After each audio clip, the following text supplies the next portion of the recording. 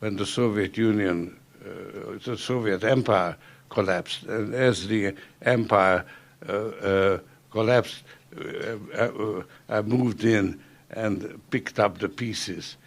First in Hungary in 1984, and then Poland in 87, China in 87 as well. So this is how the Soros Empire was replacing the Soviet Empire. And how do you think you're doing in your imperial ambitions?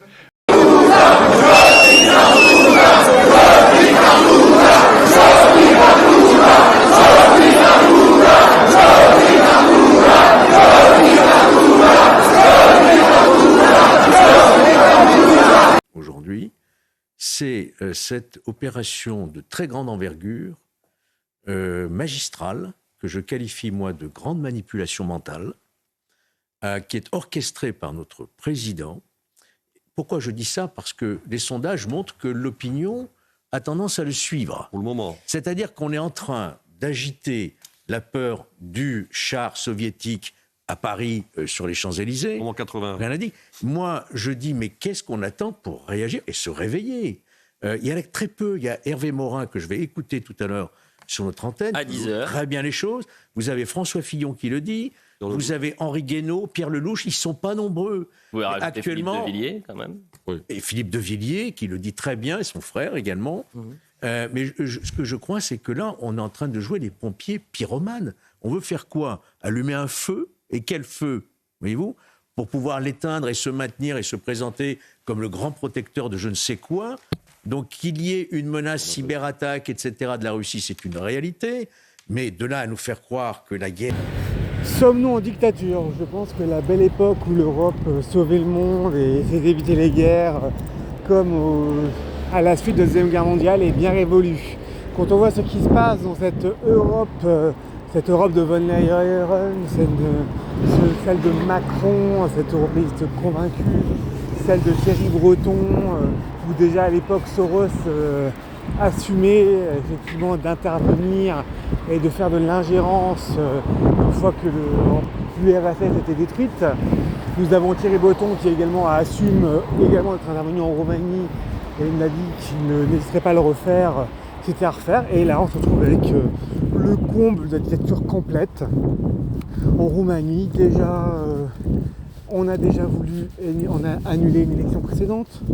Maintenant, une fois de plus, après on a tenté de l'arrêter. Maintenant qu'ils n'ont rien pu trouver comme moyen pour l'arrêter, ils ont carrément dit non, bah écoute non, t'es favori des élections, mais finalement t'acceptes pas, tu ne pourras pas te présenter aux élections. Ouais, la dictature européenne qui fait tant rêver les enfants soi-disant, et pour laquelle nos parents et surtout nos grands-parents et grands-parents se sont battus. Cette Europe où ils ont cru à un moment donné, qui devient tout simplement maintenant une hydre avec des têtes insupportables qui ne cessent de pousser de partout, qui n'ont qu'un seul objectif, tout simplement nous pourrir la vie, déclarer la guerre à la Russie qui est encore un des seuls royaumes libres, cela en déplaise, hein. C'est encore, c'est un continent libre, c'est comme les États-Unis, il y a des vrais présidents, il y a un vrai gouvernement, tout ça pour cacher l'incompétence des gouvernants de certains pays d'Europe, et maintenant avec le remplaçant de Trudeau qui veut soi-disant se rajouter à la fête, on n'est vraiment pas rendu, on n'est vraiment pas gâté. Il est vraiment temps, j'étais pas forcément le premier à vouloir sortir de l'Europe.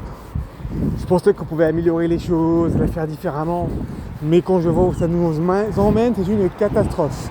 Il est vraiment temps de se réveiller.